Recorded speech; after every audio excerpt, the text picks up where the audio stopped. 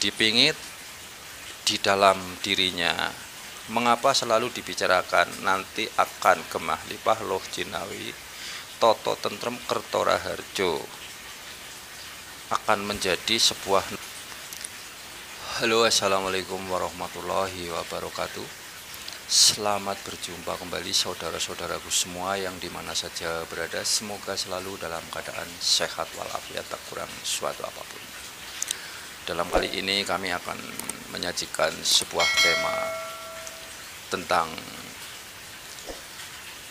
sang kesatria Piningit yang membawa misinya di atas muka bumi ini. Kita itu ngobrol santai saja sambil kita itu pelajari bersama-sama bahwasanya sebenarnya itu siapa Satria Piningit itu yang sesungguhnya. Kalau menurut dalam versi saya, di dalam batas kemampuan saya yang ada, bahwa sang kesatria Piningit itu adalah, kalau difigurkan sebagai manusia itu seorang pelayan. Memang kalau kita itu kaji yang dalam, kalau kita itu telaah bahwa bahasa sang pelayan itu sangat sederhana dan sangat rendah. Tapi jangan salah untuk kita itu mempelajari bahwa sang pelayan itu adalah rendah. Kalau menurut dalam versi saya, bahwa sang pelayan itu sangat berat tugasnya di atas muka bumi ini, karena seorang pelayan itu adalah harus mampu melayani kepada siapapun, melayani yang membutuhkan dan melayani yang juga tidak membutuhkan.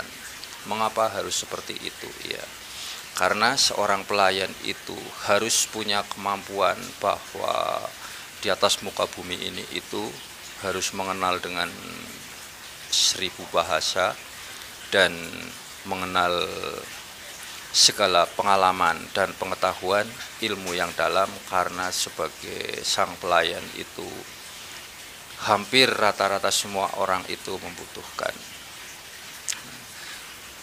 Dan yang namanya bergelar seorang pelayan itu tetap selalu itu rendah hati, tidak pernah menunjukkan bahwa dirinya itu punya kemampuan yang tinggi atau berpengalaman dan pengetahuan yang dalam. Akan tetapi seorang pelayan itu adalah selalu itu rendah hati. Mengapa yang diceritakan itu sang kesatria Piningit itu selalu dipingit? Bahkan nyaris hampir semua orang itu tidak akan mampu untuk melihat atau memahami dengan mata telanjang kita. Karena menurut dalam versi di dalam batas kemampuan saya, bahwa yang dipingit itu adalah perbuatannya. Dipingit di dalam dirinya. Mengapa selalu dibicarakan nanti akan gemah lipah loh jinawi toto tentrem kertora harjo akan menjadi sebuah negara yang mercusuar dunia apabila itu sang kesatria Piningit itu akan muncul di tengah-tengah kita.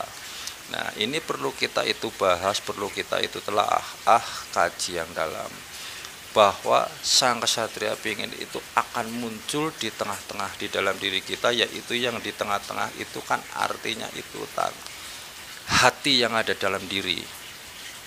Makanya sang kesatria Piningit itu kalau menurut dalam pendapat dan versi saya itu adalah yang selalu dipingit itu di dalam hatinya. Akan tetapi apabila dibutuhkan itu ada, apabila dipelajari bahwa sang kesatria Piningit itu dalam perjalanannya itu boleh disebut itu sang pamomong atau sang pelayan. Nah, di dalam kata-kata sang pelayan tersebut itu adalah kan tidak melayani sesuatu kebutuhan kepada sesuatu dalam kehidupan suatu kubu. Yang namanya disebut pelayan itu harus mampu melayani kepada semua dalam kehidupan yang di atas muka bumi ini, yaitu tidak lain kalau kita itu tidak figurkan di dalam diri manusia adalah sang pelayan sendiri itu adalah Kalau secara gaibnya itu jadi boleh dikatakan itu sang pencipta. Sang pencipta yang telah memberikan suatu keadilan, yang mampu merasakan betapa penderitaan orang lain, yang mampu merasakan kebahagiaan orang lain, bahwasanya itu adalah kebahagiaan dirinya. Itu adalah sang kesatria Piningit yang selalu itu sebenarnya itu disembunyikan.